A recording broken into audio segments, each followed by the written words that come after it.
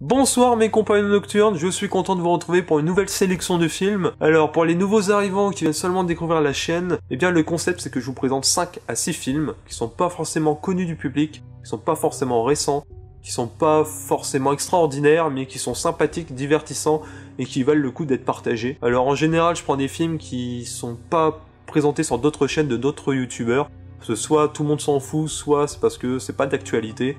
Et moi je trouve ça dommage, alors je prends l'opportunité de le faire, et voilà, tout simplement. Alors, avant de commencer, j'ai décidé de vous faire un cadeau. Alors, c'est pas le cadeau du siècle, mais c'est un petit cadeau, un petit geste de ma part. J'ai des tickets ultraviolets, c'est les tickets avec les codes numériques qu'on trouve dans les DVD.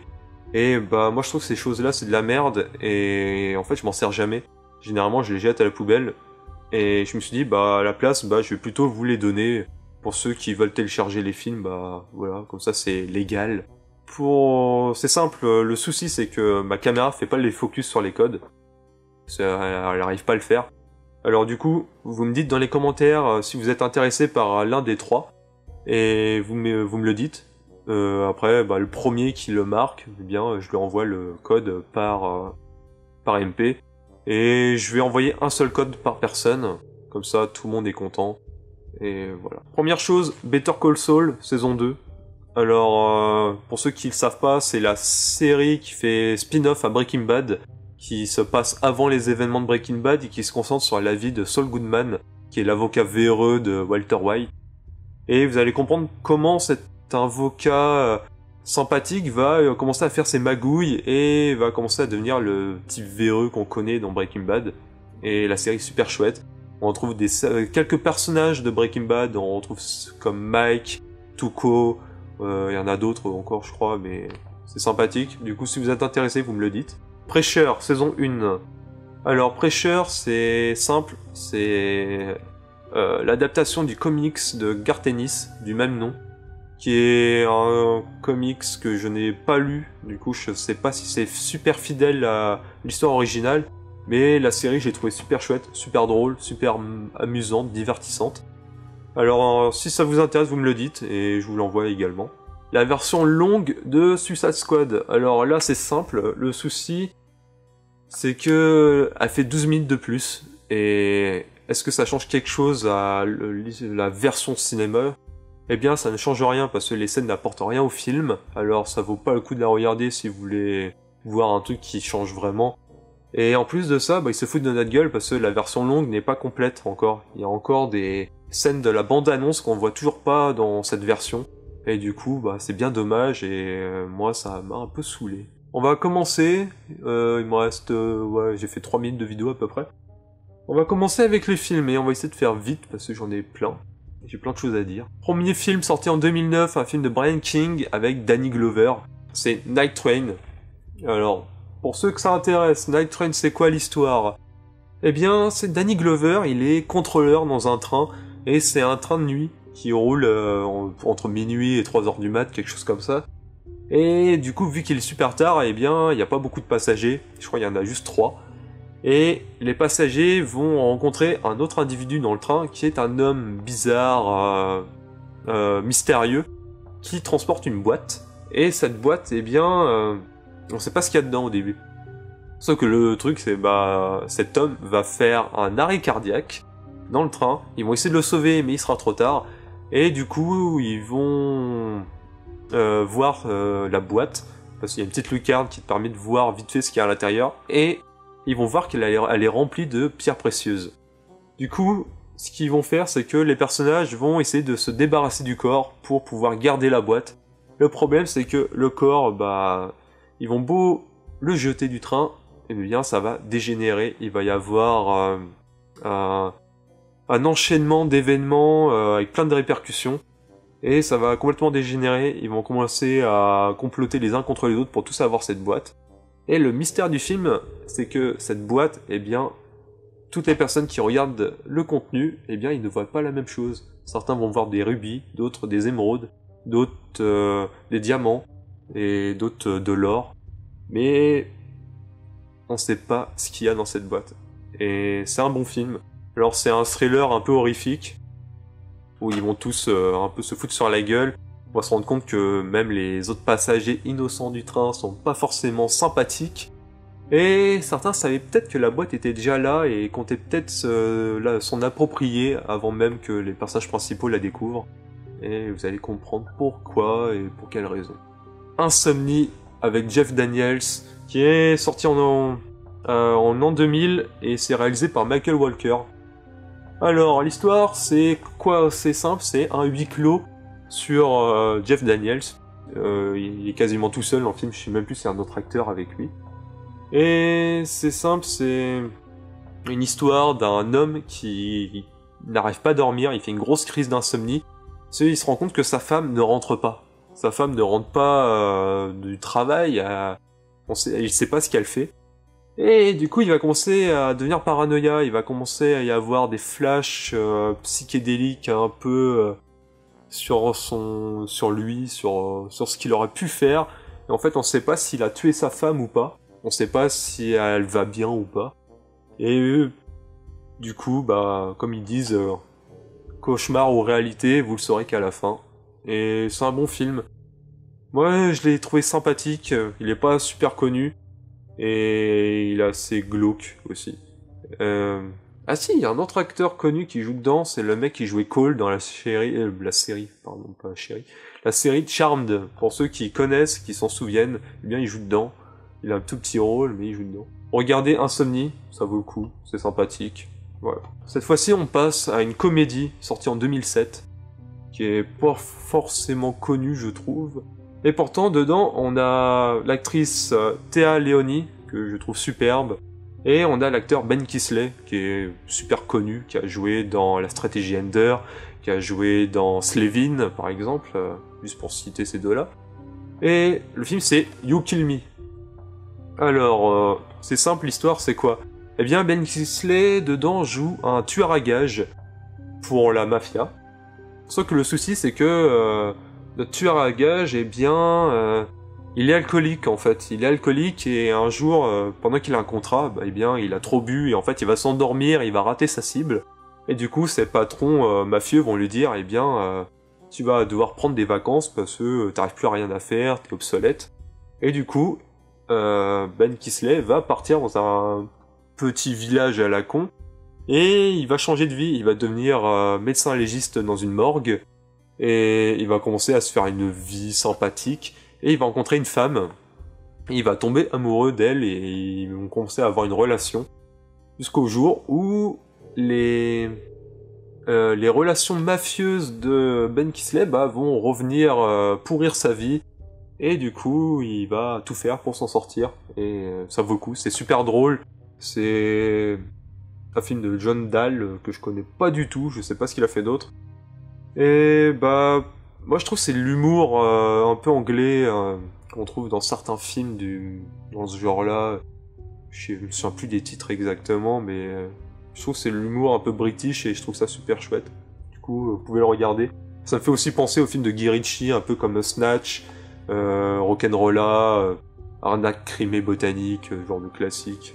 Voilà. Regardez You Kill Me, qui est chouette. Pas connu, mais qui vaut le coup d'être regardé. Là, on va s'attaquer à des trucs un peu plus difficiles. Enfin, je vais avoir plus de choses à dire. Dark Country. Alors, Dark Country, c'est un film de Thomas Jane. Alors, Thomas Jane, pour ceux qui savent pas forcément qui c'est le mec qui jouait dans Punisher... Le deuxième film, pas le film des années 80, pas Warzone, c'est celui qui était entre les deux. Et l'histoire, il y a aussi Lorin German et Ron Perlman qui jouent dedans. Je vais aussi les citer parce qu'ils sont super bons. Alors l'histoire, c'est quoi? C'est un homme et sa femme qui partent en lune de miel à travers le désert à côté de Las Vegas. Et pendant qu'ils sont en train de rouler en voiture, eh bien, ils vont renverser un homme sur la route. Ils savent pas pourquoi le mec il est là. Ils vont le renverser, et du coup, ils vont le prendre en stop pour l'emmener à un hôpital. Le seul problème, c'est que, une fois que le type est dans la voiture, eh bien, ils vont être coupés du monde. Ils vont rouler sur une route qui n'en finit pas. Une route qui n'en finit pas. Ils vont se rendre compte que la voiture avec le lieu d'accident a disparu. Ils savent pas pourquoi non plus. Et bah cet individu qui est complètement défiguré à l'arrière, qui est méconnaissable, eh bien il va devenir de plus en plus bizarre et il va commencer à devenir très menaçant. Et après, bah, je vous en dis pas plus parce que c'est un scénario fantastique qui fait un peu penser à des histoires comme ce qu'on trouve dans la 4ème dimension. Et moi je trouve ça génial, l'histoire je l'ai trouvé super dingue. Et en plus de ça, c'est un film qui réutilise tous les codes du cinéma, du film noir. Alors c'est les films policiers qu'on trouvait dans les années 50-60. Et justement, il réutilise ces codes-là, il y a beaucoup de jeux avec des ombres et des lumières, et c'est super beau, les plans sont super cool. Et tous les acteurs sont bons, l'histoire est bien, moi je vous le conseille. Je vais justement en profiter pour faire une parenthèse. Alors, à la base, Dark Country, c'est simple, c'est un bouquin. Un super livre, écrit par Thomas Hoth, et écrit aussi par Thomas Jane, pardon, qui était le réalisateur et l'acteur principal du film. Alors, c'est simple, le film est super fidèle au bouquin, c'est les mêmes plans, c'est la même histoire. Et là, si ça vous intéresse, eh bien c'est une BD assez particulière parce qu'il n'y a aucun dialogue. Et tout en noir et blanc, et même le dessin est assez spécial, vous pouvez le voir. Alors, moi, c'est quelque chose que j'adore. Vous pouvez voir la personne qui se fait renverser sur la route. Je vais essayer de vous trouver une autre image.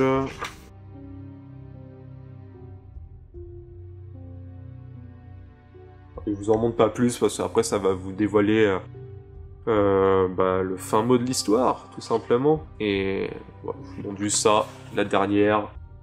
Moi j'adore ce dessin. Je trouve c'est fait au trait, c'est un dessin au trait. Et je trouve ça super dingue. Et surtout même l'éclairage est super. Regardez les jeux d'éclairage. C'est que du noir et blanc et c'est génial. Donc je vous le conseille. Si vous arrivez à le trouver, c'est un livre qui vaut 19 € quand même. Et c'est une toute petite maison d'édition qui l'édite en France. Mais voilà, ça vaut le coup. Seconde chose, alors il me reste 6 minutes, eh ben je vais essayer de faire vite. 5e film. Alors c'est un film sorti en quelle année? En 2003. C'est Nuit de Terreur. Eh bien Nuit de Terreur, c'est un film qui s'est fait déglinguer parce qu'il y en a plein qui l'aiment pas. Et moi je le trouve sympathique. Alors c'est un film avec Emma Caulfield qui jouait Anya dans Buffy pour les connaisseurs. Et il y a aussi l'acteur principal qui s'appelle Lee Cormy.